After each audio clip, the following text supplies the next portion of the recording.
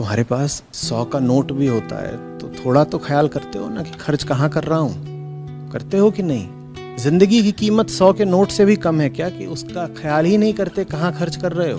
तू ऐसी, तेरा भैया ऐसा।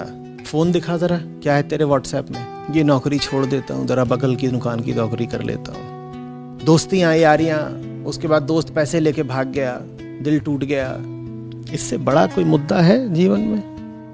और ये सब बड़े उलझाऊ होते हैं, इनमें उलझ जाओ, समय कैसे बीतेगा तुम्हें पता नहीं चलेगा। दिन, महीने, साल, दशक, क्यों खर्च कर रहे हो अपना समय वहां जहां कर रहे हो? कोई कारण तो बताओ। जहां अपना समय रोज लगा रहे हो वहां क्यों लगा रहे हो? भाई तुम्हारे पास बस इतना सा ही समय है और उसे तुम रोज कहीं पर व्यय कर रहे हो। क्यों? क्यों? कुछ उत्तर दीजिए, क्यों?